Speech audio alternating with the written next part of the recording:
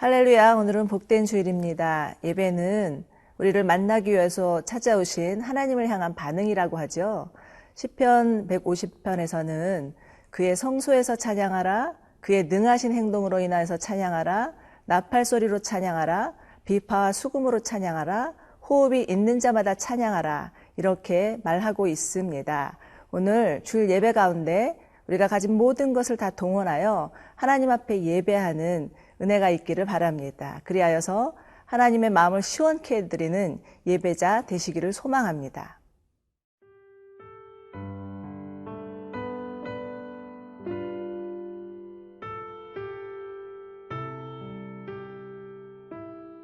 베드로전서 1장 1절에서 12절 말씀입니다.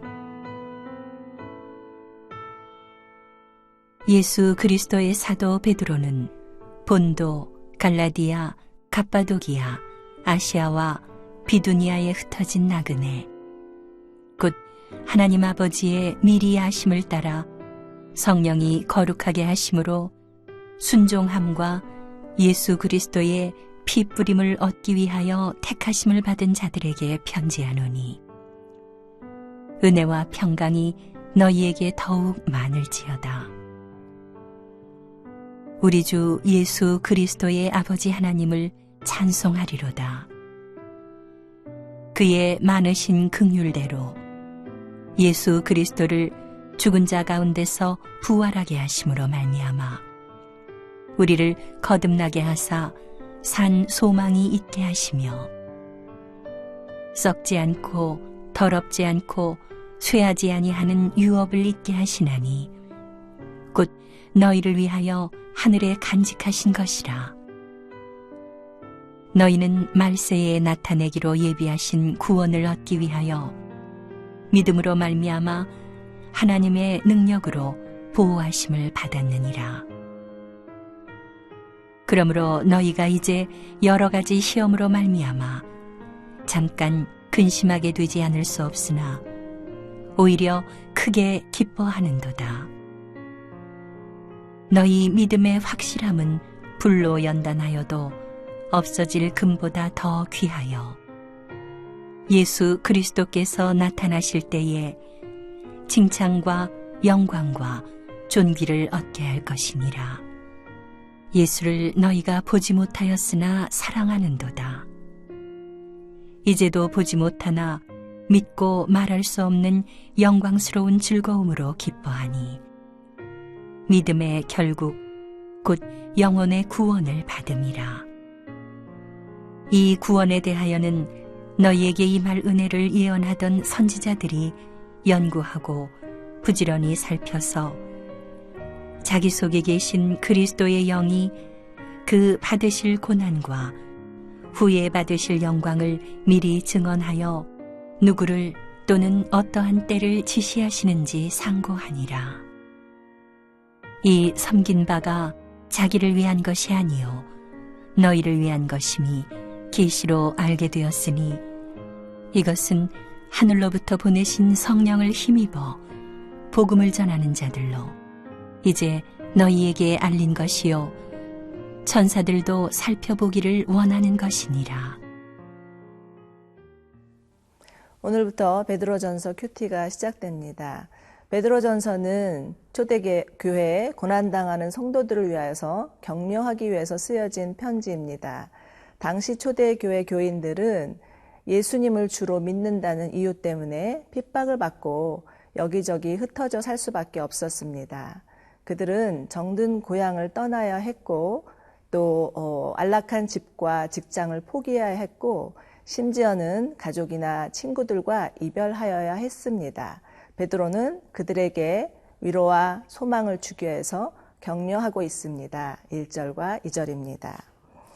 예수 그리스도의 사도 베드로는 본도, 갈라디아, 갑바도기아, 아시아와 비두니아 지역에 흩어진 나그네 곧 하나님 아버지의 미리 하심을 따라 성령이 거룩하게 하심으로 순종함과 예수 그리스도의 핏부림을 얻기 위하여서 택하심을 받은 자들에게 편지하노니 은혜와 평강이 너희에게 더욱 많을지어다. 1절에 나와 있는 본도, 갈라디아, 갑바도기아, 아시아, 비두니아 5개 지역은 당시 그리스도인들이 흩어져 살고 있는 지역이었습니다. 그들은 핍박이 심해지자 또 그 동굴까지 파면서 들어가서 살 수밖에 없는 지경에 이르렀습니다. 저도 그 중에 한 군데 갑바도기아를 방문한 적이 있었는데 그곳에 가보니 마치 개미굴과도 같은 모양이었습니다. 그곳에는 또 교회가 있었고 세례터가 있었고 부엌, 침실까지도 있었는데 참으로 그들의 지혜가 놀라웠습니다. 그렇지만 그곳에서 200년 동안이나 살았다고 하니 얼마나 힘들었을까 하는 생각도 들었습니다. 그러나 교회사에 의하면 그때 그들의 신앙이야말로 가장 순수하고 가장 견고한 신앙이었다고 합니다. 베드로는 이들을 부를 때에 먼저 흩어진 나그네라고 합니다. 나그네는 일정한 거처 없이 떠돌아 다니는 자들을 말합니다. 도말할 것 없이 춥고 배고프고 외로운 인생을 사는 사람들입니다. 아마 그 누구라도 이러한 인생을 자처하는 사람은 아무도 없을 것입니다. 그러나 이들은 예수님 때문에 그러한 삶을 살기로 결정한 자들이었습니다. 또 베드로는 그들을 향하여서 택하심을 받은 자라고 합니다. 그들이 어떤 자격이 있어서가 아니라 하나님의 주권적인 선택, 그리고 성령님의 역사, 또 예수 그리스도의 십자가의 공로로 인하여서 구원받은 자들이라고 합니다. 오늘날 이 땅에서 사는 그리스도인의 삶도 나그네 삶입니다. 그 어느 것 하나도 영원한 것은 없습니다. 돈도, 명예도, 미모도 아무것도 가지고 갈 수 있는 것은 하나도 없습니다. 모두 다 신기루와 같은 것입니다. 그러나 그리스도인들은 그냥 정처 없이 떠도는 나그네들은 아닙니다. 그리스도인들은 분명한 목적을 가지고 흩어진 자들입니다. 어느 목사님이 교회는 밀물과 썰물과 같다라고 비유한 말씀이 기억이 납니다. 교회는 하나님의 택하심을 받은 자들이 함께 모여서 예배하고 양육받고 또 하나님의 복음을 전하기 위해서 밀물처럼 흩어지는 공동체입니다. 사랑하는 여러분, 우리도 초대교회 성도들처럼 흩어진 나그네이심을 인식하며 살기를 바랍니다. 이 세상에서 세상 사람들보다 가진 것도 없고 고난이 있다 할지라도 하나님이 함께 하심을 믿고 힘을 내시기 바랍니다. 3절과 4절에서 베드로는 우리를 향한 하나님의 긍휼을 찬송하라 이렇게 말씀하고 있습니다. 우리를 사랑해서 예수 그리스도를 보내주시고 예수님의 십자가의 은혜로 새 생명 주시고 세상에 알 수도 없는 하나님의 영원한 기업을 우리 가운데 주심을 감사하라라고 말하고 있습니다. 사랑하는 여러분, 우리는 하나님의 택하심을 받은 자들입니다. 그러나 그것은 오로지 하나님의 은혜 때문이었습니다. 오늘도 하나님께서 우리 가운데 주신 은혜에 감사하고 찬송하며 살아가는 저와 여러분 되시기를 축원합니다.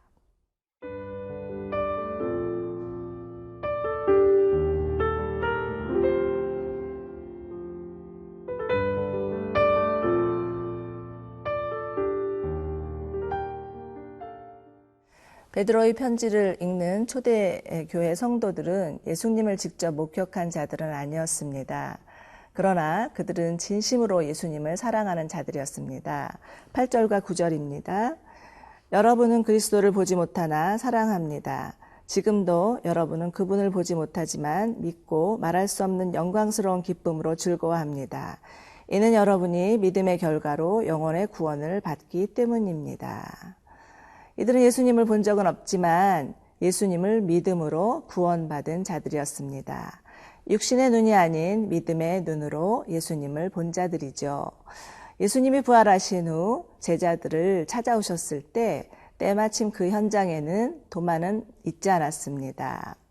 도마가 예수님의 부활 소식을 듣고는 나는 예수님을 직접 보지 않고는 믿지 못하겠다고 합니다. 그때 예수님은 찾아오셔서 도마에게 자신의 몸을 보이시면서 내 옆구리에 손을 넣어 보아라. 그리하고 믿음 없는 자가 되지 말고 믿는 자가 되라 이렇게 말씀하십니다. 그리고 보지 않고 믿는 자가 복되도다 하십니다. 여러분, 믿음은요, 우리가 믿겠다고 결단한다고 믿어지는 것이 아닙니다. 믿음은 하나님이 주신 선물입니다. 제 둘째 아들은 오랫동안 예수님이 믿어지지 않아서 방황하던 시절이 있었습니다. 그런데 때마침 삼촌이 교회를 개척하게 되고 같은 동네에 사는 바람에 삼촌이 개척한 교회 제1호 성도가 될 수밖에 없었습니다.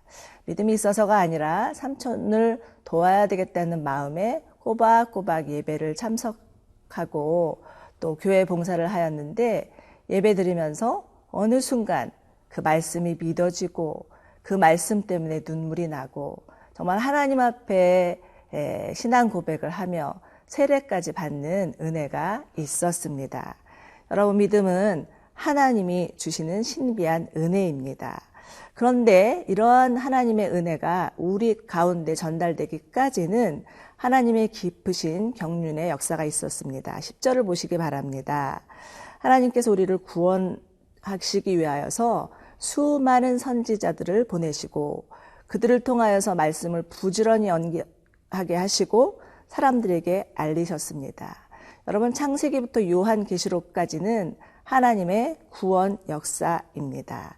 그리고 하나님은 지금도 온 열방 가운데 주의 복음을 전하기 위해서 주의 사람들을 사용하고 계십니다. 초대교회 성도들은 이러한 은혜를 경험했기 때문에 그 모진 고난을 견딜 수가 있었습니다. 아무리 고난이 길고 힘들어도 그들을 구원하신 하나님의 은혜에 비하면 아무것도 아니었기 때문입니다. 그들은 그들에게 구원하신 하나님의 은혜, 또 영원한 생명, 그것을 바라보며 끝까지 주님만을 소망하며 견딜 수 있었습니다. 여러분, 우리 인생 가운데에도 정말 설명할 수 없는 고난이 찾아옵니다. 예수님을 잘 믿고 있었는데 왜 이런 일이 일어나는지 이해할 수 없고 받아들일 수 없는 시간들이 있습니다. 그래서 우울해지기도 하고 낙심되고 절망되기도 합니다. 그러나 베드로는 하나님을 바라보며 그 고난 가운데서도 기뻐하라고 합니다. 고난은 우리를 참으로 믿음의 사람, 점금 같은 하나님의 사람으로 만드시는 하나님의 시간이라고 말하는 것입니다. 고난은 우리의 영혼의 불순물과 찌꺼기를 제거하는 시간입니다. 여러분, 혹시 고난 가운데 계십니까? 고난을 통하여서 하나님이 여러분을 찾아와 주시고 여러분을 순도 100%의 믿음의 사람으로 만들어 가시기를 기대하시기 바랍니다. 함께 기도하시겠습니다. 사랑하는 주님, 우리의 삶 가운데도 때로는 이해할 수 없고 설명할 수 없는 고난들이 찾아옵니다. 그러나 그 고난이 올 때마다 눈을 들어서 살아계신 하나님을 바라보게 하여 주시옵소서. 그리고 하나님께서 그 고난 가운데 함께하여 주시는 것들을 경험할 수 있게 하여 주시옵소서. 그리하여서 우리로 하여금 믿음의 사람 되게 하여 주시옵소서. 예수님의 이름으로 기도드립니다. 아멘.